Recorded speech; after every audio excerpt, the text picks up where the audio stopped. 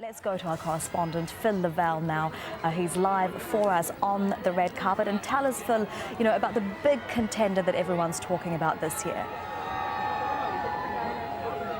Well, the top one that people are looking at here is The Revenant. That is up for 12 potential awards. It's followed by Mad Max Fury Road, which is up for 10. The Revenant took 3 top awards at the BAFTAs 2 weeks ago. It took Best Picture, Best Director and Best Actor. And that's generally an indication of what you may see here in Hollywood a couple of weeks later. So Alejandro Inarritu won for Best Director. He won here last year, you may remember, for Birdman. So he'll be hoping for 2 clean wins in succession.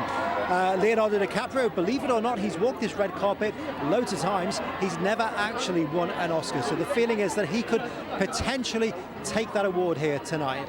In terms of other films, Spotlight is also one to watch. This is a story based on a true story of paedophilia within the Catholic Church in Boston and journalists who helped to expose it. That's seen as a very raw film, but one which could very well sneak up and take some awards. So those are the people and films that are up for awards, but away from the ceremony itself, there has been plenty of controversy, hasn't there, Phil?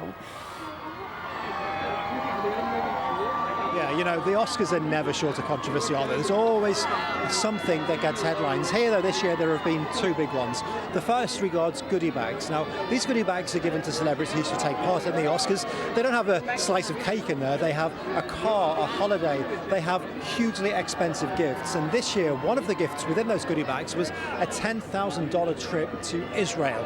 Several prominent filmmakers have come out and said, you know what?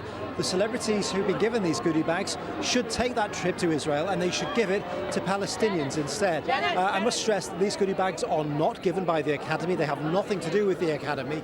In fact, the Academy is pretty furious about it. It's not given goodie bags since about 2007 because stars had to declare what was in them for tax reasons.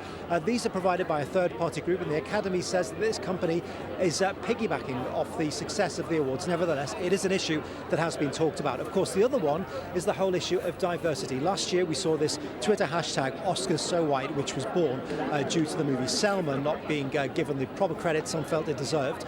This year, that hashtag saw a resurgence, predominantly because we saw 5 nominees for Best Actor, all of whom are white. We saw 5 nominees for Best Actress, all of whom are white. So the claim from the Oscars So White founder is that there needs to be more diversity, and this is a claim that is being felt by a lot of people here. You look at some of the films that are up. You have Creed, about a black boxer, but it's Sylvester Stallone, the white man, who is up for the Academy Award. Straight Outta Compton, a film about a black hip-hop group from a black producer and a black director, but again, it is the white screenwriters who are up for awards. And it's not just racial diversity we're talking about here, it's also gender diversity, because a study out just a few weeks ago looked at the top 100 films in 2014, and in that 1 year, only 28% of characters were female. Out of that 28%, only 21% were the lead or the co-lead. And it's even worse behind the scenes. We're talking 2% of directors being female here in Hollywood. So a lot of soul searching here. The